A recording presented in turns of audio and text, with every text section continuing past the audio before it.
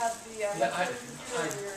didn't mention this, but some of this, the reason I know a lot about this is because we just went through the process of designing a distance learning classroom in the College of Business, and we went through all of these types of equipment, did choose this CoverCam to put actually in the classroom in place of the more expensive document cameras, because it's pretty easy for this to go online. Not so easy to get that online.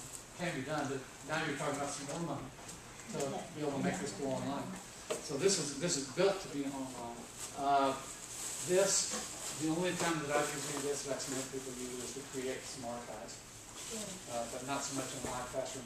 If I didn't have a tablet PC, I'd be using this in a live classroom and have my students write down things the way I would on the tablet PC. Are you archiving when you are in a live classroom? Not always, but yes, most of the time. And I wanted to archive here, but I couldn't get the audio correct. I had another expensive thing was a microphone. Of all things, this is a very expensive thing. If you want to, for distance learning, I need a remote microphone that plugs into the system that will send my voice off to the students. And that if I have a room that we use all the time, we can make it work. I just walked into a room here and I couldn't make it work because I didn't have a clue what the computer here was about. So that's one thing we didn't do. That's more expensive. That's about $800 for a microphone that you can walk around in a live classroom and still broadcast off to a remote student. Where do you put the archives and what do the students use them for? It depends on what I'm archiving. Okay. Yeah. If I'm archiving a class for a distance learning class, then I'll just. I mean, so you archive the face-to-face class to give. Yeah. Notice that I treated this like a face-to-face class, but this was all in Blackboard. Right. And so if I was archiving this, a student that wasn't here gets to see the whole thing. You're doing it. This is with a live classroom Blackboard. Okay. Yeah. Okay. All of this was pumped through. I had a guest lecturer here, and the main professor over there. Okay. It was pumped through, and now, everything that was on the screen gets saved. Everything that's audio gets saved if you've got audio plugged in. So if I was doing a live classroom, a face-to-face classroom, I would archive that. But not for your face-to-face students, only for your distance students. Actually, I make it available to all of them. Because what will happen is some of our face-to-face students aren't able to be there. This has happened repeatedly when they've been on a business trip and say, I have to be gone. This is a great opportunity to archive what's going on. But does it cause your face-to-face students to miss class for other reasons? No, I'm surprised. Okay, I am too. I anticipated, actually, when I started putting all of I haven't done a lecturing class. I just realized that it happened. I hadn't done a lecturing class for probably over 10 years. Okay. Because I've recorded all my lectures. And I just realized that recently. Because I was thinking, it's time to do a lecturing class, and I said, gee, how do I do that? I forgot. And I had to pull out the PowerPoint, and I had to put things in the PowerPoint slide. And I've done it before. But yeah, and it turns out, in my experience, there's no loss of people coming to class. Why? Because in class, there's an experience in class they don't get elsewhere. Yeah. Now, if you don't offer something in class elsewhere, they're not going to show up. But if you offer something in the classroom, so what do I do in the classroom? I'm working problems, I'm interacting with students, and guess what? I can spend a lot more time with individual students and not have to worry about lecturing material. So I tell them right now, go and listen. You don't need me on a lecture. You're just going to write notes, you're not going to talk or anything else. It might as well be recorded. But when we interact in class, then I can find out the subtleties of what you're doing. We can work problems, and my classes are problem-oriented classes. So we'll work problems a lot, and I'll put my tablet PC in front of you and have you work a problem. I've got time to do that now. And so what I'm finding is because I've offered those things in class, I get any full attendance. Because the students are afraid not to come because they're learning something beyond the lectures. So they watch that before they come to class? Yeah, absolutely. Yeah. They do that? Yeah, they do. Well, if they don't, I put it in front of them and say, work this problem, and you have to say, Dr. Holland, I didn't listen to the lecture. And they don't want to say that. One time like that, it never happens again.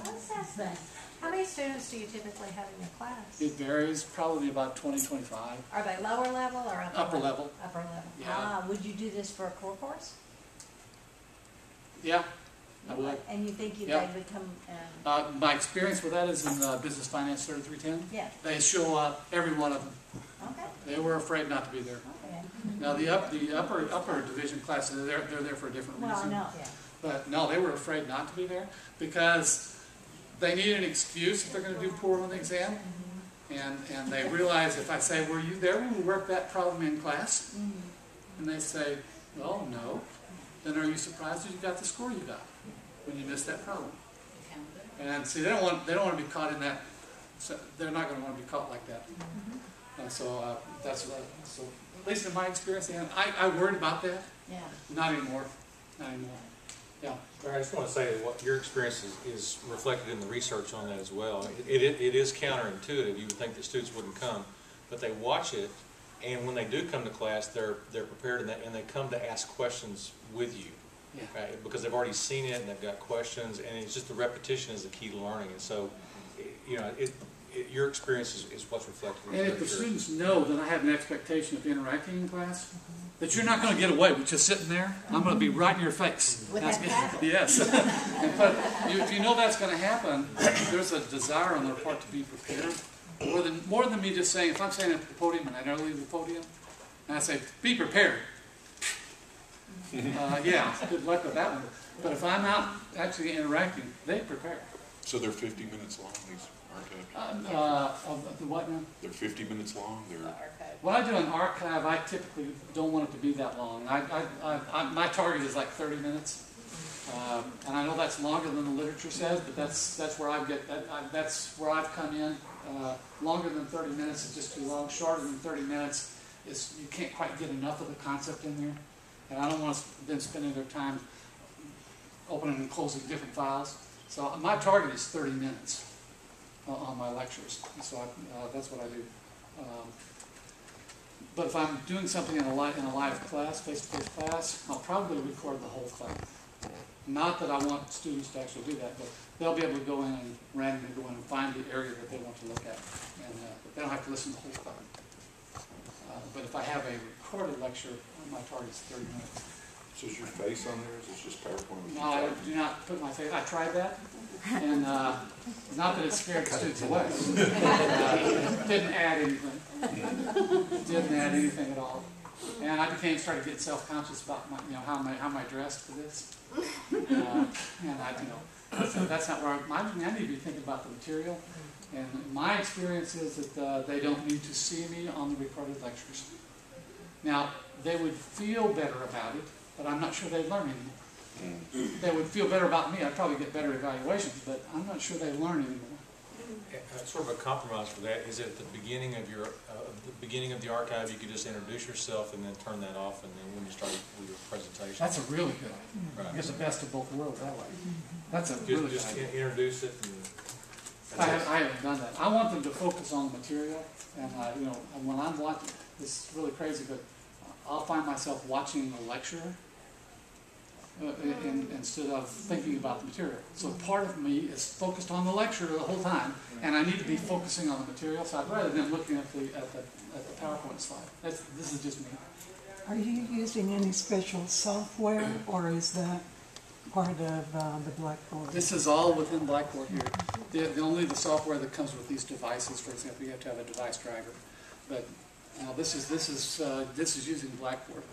And again, I'd caution you don't want to use all of these at one time. I mean, I had to because I made the presentation, but it gets really confusing. Focus in on one thing. Like tonight's my document camera. I use that.